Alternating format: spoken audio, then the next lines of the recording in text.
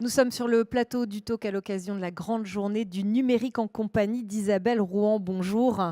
Bonjour Aurélie. Présidente de l'Observatoire des métiers du futur. Vaste sujet. Dites-moi, c'est un think tank que vous avez cofondé et qui vise à développer l'employabilité afin d'impacter positivement, vous y tenez à ce terme, les entreprises et le débat public sur ce thème. On va parler avec vous de bâtir le futur des métiers à l'heure de l'IA générative.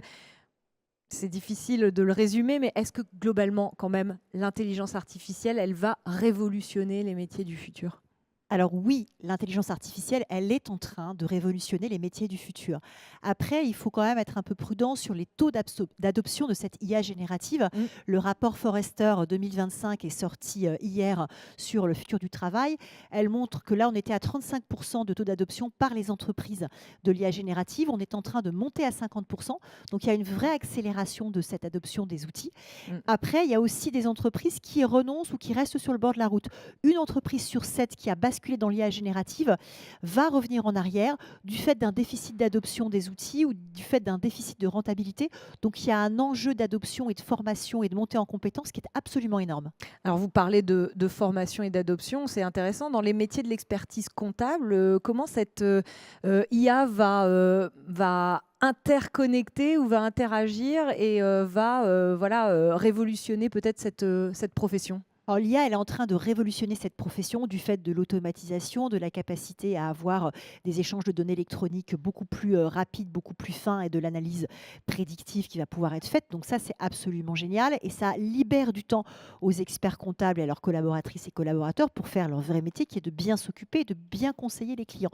Le principal enjeu des experts comptables, c'est quand même le temps et la gestion du temps. Mm. Après, il y a des vrais enjeux aussi de comment est-ce que je transforme les pratiques au sein de mon cabinet et les pratiques au sein de chez mes clients. Et vous parliez d'adoption parce que ces outils, il faut les adopter, il faut les maîtriser aussi. Ça ne s'improvise pas, l'utilisation de l'IA.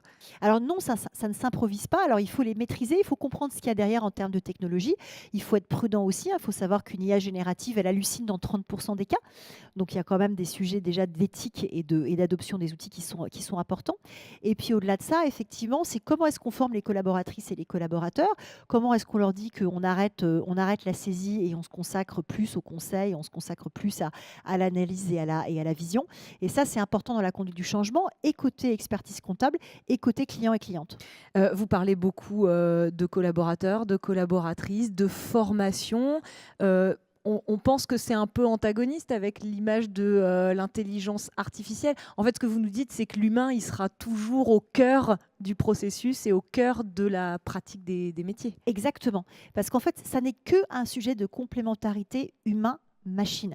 L'intelligence artificielle, elle ne va pas remplacer l'expert comptable, absolument pas. En fait, l'intelligence artificielle, elle est là pour faire gagner du temps, pour fiabiliser aussi. Elle va amener beaucoup plus de sécurité dans la donnée et beaucoup moins d'erreurs humaines. On sait qu'il y a des erreurs humaines. Et en fait, elle permet, encore une fois, de gagner du temps et d'être plus efficient. Isabelle Rouen, je voudrais qu'on parle du livre blanc qui a été édité par l'Observatoire des métiers du futur et qui va dans le sens de ce que l'on dit aujourd'hui. Les compétences, les soft skills, les compétences douces sont un peu la clé des métiers de demain. Alors complètement, en fait, les compétences de savoir-être, les fameuses soft skills, sont ce qui nous rend employables tout au long de la vie. En fait, il y a deux types de compétences. Les hard skills, les compétences techniques. Et ça, ces compétences techniques, elles sont obsolètes très rapidement. Elles avaient une durée de vie de 20 ans dans les années 70. Elles ont aujourd'hui une durée de vie de seulement 1 an. Donc on ne peut plus capitaliser dessus. C'est hyper important de les acquérir et de se former du coup en permanence parce qu'elles sont très volatiles, mais ça n'est plus un capital. Et À l'inverse, les soft skills, les soft skills, savoir-être. le savoir-être, l'agilité, la capacité d'apprendre à apprendre, le leadership, la capacité à travailler en équipe, à conduire le changement, ces compétences-là, pour le coup, elles sont complètement pérennes. C'est elles qui rendent employables tout au long de la vie et c'est là-dessus qu'il faut capitaliser. Elles se bonifient un peu comme le bon vin, en fait. Merci Isabelle Rouen pour cette explication de texte sur les métiers du futur et les enjeux pour les experts comptables.